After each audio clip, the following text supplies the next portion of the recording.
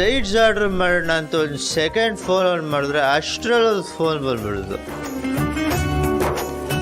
ಅಂಬುಜಾ ಅಲ್ಟಿ ಯಾರು ಕುಡ್ದಿದ್ದಾಗ ಯಾರು ನೆನಪಾಗಲ್ವಂತೆ. ತಪ್ಪು ಕಲ್ಪನೆ ರೀ ನೀವು. ಕುಡ್ದಾಗ್ಲೇ ಎಲ್ಲರೂ ನೆನಪಾಗೋದು. ಈಗ ಫೋನ್ ಮಾಡಿರೋದು ಯಾರು ಅಂತಂದ್ರೆ ಅಂಬುಜಾ ಆಂಟಿ, ಅದೇ ಅಂಬುಜಾ ಆಂಟಿ ಅವರೇ ತಾನೆ. ಅಳಿಯಂದ್ರಕ್ಕೆ ಫೋನ್ ಎತ್ತಾ ಇಲ್ವಲ್ಲ? ಸರಿ ಕಣ್ರಿ, ನೀವು ಈ ಥರ ಮುಖ ಗಟ್ರ ಹಾಕೊಂಡಿದ್ರೆ ನೋಡಕ್ಕಾಗಲ್ಲ. ನೀವು ಯಾವಾಗಲೂ ಈ ಪರಗಿ ಸಿಡಿಯೋ ಥರ ಪಟ ಪಟ ಪಟ ಅಂತ ಮಾತಾಡ್ತಾ ಇರ್ಬೇಕು. ಉರಿದಿರೋ 100 ವೋಲ್ಟ್ ಬಲ್ಬ್ ಥರ ಮುಖದಲ್ಲಿ ನಗು ಇರ್ಬೇಕು ನಿಮ್ಮದು ಮುಖದಲ್ಲಿ. ಹಳೆದೆಲ್ಲ ಈಗ ನೆನಪಾಗ್ತಿದ್ಯಾ ನಿಮಗೆ? ಮೂಗಿಡ್ರಿ, ಕುಡ್ದಾಗಲೇ ಹಳೆದೆಲ್ಲ ನೆನಪಾಗೋದು. ಕುಡ್ದಾಗ ಹಾಳಾಗಿ ಸಂಬಂಧ ಒಂದಾಗಬೇಕು ಅನಿಸುತ್ತೆ. ದೂರ ಆಗಿರೋರು ಹತ್ರ ಬರಲಿ ಅನಿಸುತ್ತೆ. ಪ್ರಪಂಚದಲ್ಲಿರೋರು ಎಲ್ಲರ ಜೊತೆ ಫ್ರೆಂಡ್ಶಿಪ್ ಮಾಡ್ಕೊಳ್ಳೋಣ ಅನಿಸುತ್ತೆ.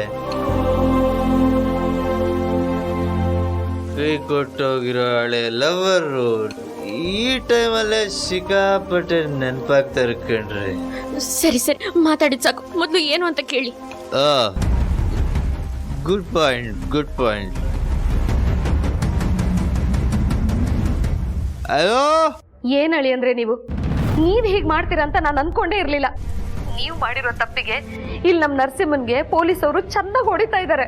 ಅಲ್ಲ, ನಾನೇನ್ ಮಾಡಿದೆ ಅಂತ ಹಿಂಗ್ ಮಾತಾಡ್ತಾ ಇದ್ದೀರಾ?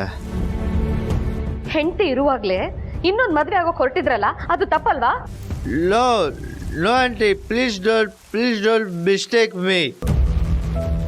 ನೀವ್ ಇಂಗ್ಲಿಷ್ ಅಲ್ಲಿ ಟಸ್ಸು ಪುಸ್ಸು ಅಂದ್ರೆ ನನ್ಗದೆಲ್ಲ ಅರ್ಥ ಆಗಲ್ಲ. ನೀವೇನ್ ಮಾಡ್ತಿರೋ ಗೊತ್ತಿಲ್ಲ. ನೀವ್ ಆದಷ್ಟು ಬೇಗ ಬಂದು ನಮ್ ನರಸಿಂಹನ ಬಿಡಿಸ್ಬೇಕು ಅಷ್ಟೇ. ಈಗ ನಿಮ್ ಪ್ರಕಾರ ನಾನೇ ತಪ್ಪು ಮಾಡಿದ್ದೀನ? ಆಯ್ತು ಬಿಡಿ.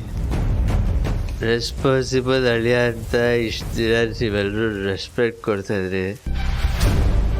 ಆದ್ರೆ ಇವತ್ತಾಗಿದ್ದ ಇನ್ಸಿಡೆಂಟಿಂದ ನನ್ನ ಮರ್ಯಾದೆ 3 ಕಾಸಿಗೆ ಹರಾಜಾಗೋಯ್ತು. ಆಗದೆ ಇರುತ್ತಾ ಹೇಳಿ?